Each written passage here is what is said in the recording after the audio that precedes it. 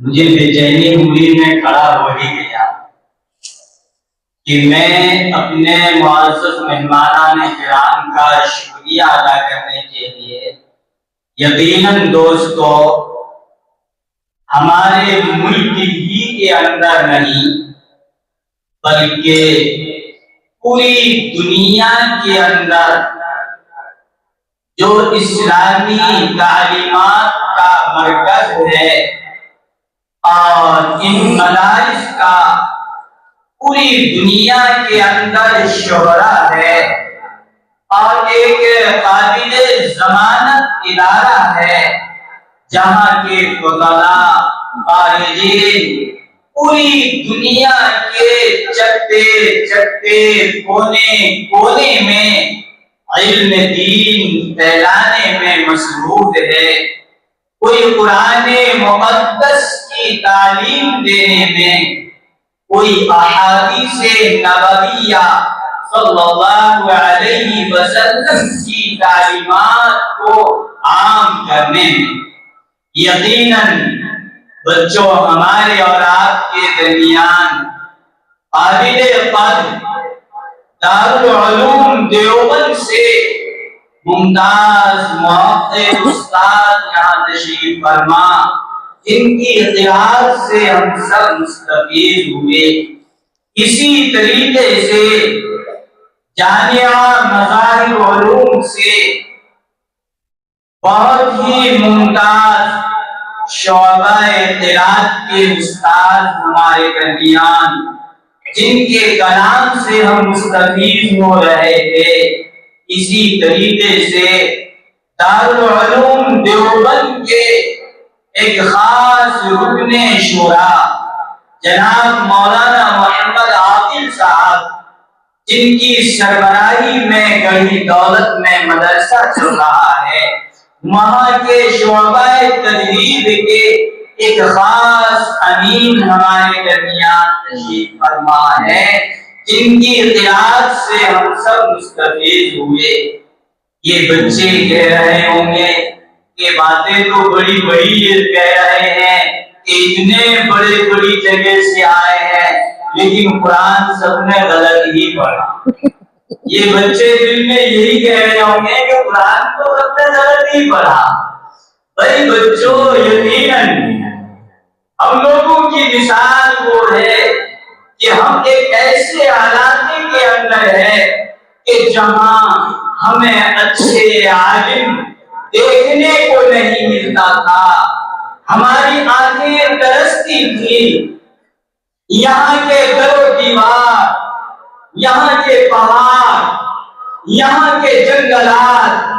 کسی علماء حق کی زیارت سے کوسوں دور۔ اللہ کا کرم ہوا کہ صحیح کلام پاک پڑھنے والے علماء ربانیین کا ان مدارس دینیہ کی برکت سے ان علاقوں میں سفر ہوا، اور مجھے اللہ کی ذات سے یہ امید ہے کہ یہاں کے ایک ایک پتھر، پہاڑ، در و دیوار، جنگلات کے ایک ایک درخت یہ قیامت کے دن گواہی دیں گے کہ تیرے پاک کلام کو سنانے کے لیے، تیرے پیغام کو عام کرنے کے لیے، تیرے دین سے محبت رکھنے والے تیرے بندے اس علاقے کے اندر دشوار گھاٹیوں کے اندر سفر کرتے رہے اور تیرے پاک کلام کو سناتے رہے۔ تو بچوں، ہم جیسوں کی مثال وہ ہے کہ جیسا چھوٹا سا کنواں ہو جس کو آپ کی زبان میں کھو بولتے ہیں، اس کھو کے اندر کوئی مینڈک ہو تو اس کو پتا ہے کہ اتنی سی دنیا ہے۔ تو ہم نے اپنے علاقے کے مولویوں کو دیکھا ہے کہ جن کو قرآن پڑھنا نہیں آتا، اگر آپ ان کے پیچھے نماز پڑھ لو تو آپ کی نماز نہیں ہوگی، کیونکہ آپ ان سے اچھے پڑھتے ہو، حرف کی ادائیگی کے ساتھ۔ تو ایسے لوگوں کو ہم نے دیکھا سنا ہے، تو اللہ کا شکر ہے کہ ہمارے سامنے ابھی قرآن جن جن لہجوں کے ساتھ پڑھا گیا اور ہم نے سنا، یقیناً بچوں اللہ کا یہ کلام جو اترا ہے اور ان کے جو ہمارے اسلاف نے اور اسی طریقے سے صحابہ کرام نے اور اس کے بعد تابعین تابعین نے جو ہمیں سکھلایا بتلایا کہ قرآن کو 7 لہجوں میں پڑھ سکتے ہیں، کئی کئی لہجوں میں پڑھ سکتے ہیں، تم کو جب تک ہم سنیں گے نہیں سیکھیں گے نہیں۔ اسی لیے ہمارے حضرت قاری صاحب نے آپ سے یہ وعدہ لیا کہ آپ محنت کرو، خوب محنت کرو، تاکہ جس طریقے سے ہمارے معزز مہمان آپ کو سنا رہے ہیں، آپ کی ایسی جگہ سے قرآن کئی لہجوں میں پڑھنا کے لیے سیکھ کر کے آؤ اور اپنے پہاڑی علاقوں کے اندر، بنجر علاقوں کے اندر قرآن مقدس کو صاف ستھرے انداز کے اندر آپ سناؤ، اللہ کے پیغام کو پہنچاؤ۔ یہ ہوگا اسی وقت جب یہ ارادہ کر لے گا کہ مجھے یہ کام کرنا ہے، جب ٹھان لیتا ہے، پکی نیت کر لیتا ہے، تو اس کام کو انسان کر گزرتا ہے۔ اگر کوئی پہاڑی پہ چڑھنے کی نیت کرے گا تو دشواری ہوگی، پسینہ آئے گا، سانس پھولے گا، لیکن چونکہ ان کا ارادہ ہے کہ ہمیں اس ٹاپ پہ جانا ہے، وہ تمام دشواریوں کو جھیل کر پہنچ جاتا ہے۔ اسی طریقے سے علم کے حاصل کرنے میں بہت ساری دشواریاں آتی ہیں۔ سب سے بڑی دشواری تو اللہ نے جس کی بابت کہا ہے کہ انسان کا جو کھلا دشمن ہے، انسان کا کھلا دشمن کون ہے؟ وہ شیطان ہے۔ سب سے زیادہ شیطان زور لگاتا ہے کہ کوئی بھی بچہ قرآن کی تعلیم سے نہ جڑے۔ شیطان اس بات کی انتھک محنت کرتا ہے کہ کوئی بچہ احادیث نبویہ کی تعلیم سے نہ جڑ جائے،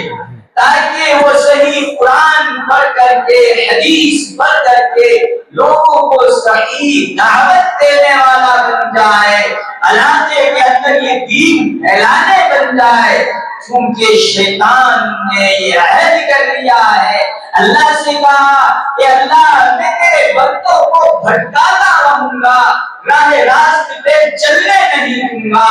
اس لیے وہ یہ کوشش کرتا ہے کہ کوئی بچہ صحیح تعلیم حاصل کر لے گا، وہ سینکڑوں میں ہزاروں لوگوں کو راستے پہ لے آئے گا، دین پہ چلائے گا، قرآن سکھائے گا، نماز سکھائے گا، اسلامی تعلیمات دے گا، حلال و حرام کی پہچان کرائے گا۔ اس لیے سب سے بڑا دشمن جو ہمارا ہے اس علم کے رکاوٹ کے لیے وہ شیطان ہے۔ اور رہی صحیح پھر ہم خود بن جاتے ہیں، ہمارا نفس بن جاتا ہے کہ ہم چھوڑ دیتے ہیں، ہمیں کام کا لالچ ہو جاتا ہے، چند پیسوں کی لالچ میں ہم کیا ہے پڑھائی چھوڑ دیتے ہیں۔ اس لیے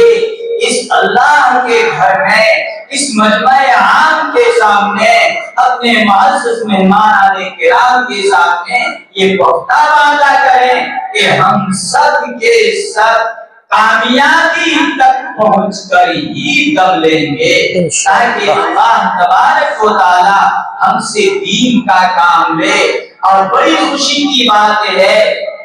کہ پورے ضلع کے اندر تعلیم و تعلم کا کوئی سلسلہ نہیں تھا، دینی تعلیم و تعلم کا پورے ضلع کے اندر کوئی سلسلہ نہیں تھا۔ اللہ تبارک و تعالی ہمارے حاجی بشیر احمد صاحب کو جزائے خیر عطا فرمائے، جو دعوت کے کام میں لگے، ان کے دل میں ایک پڑھن پیدا ہوئی، ایک فکر پیدا ہوئی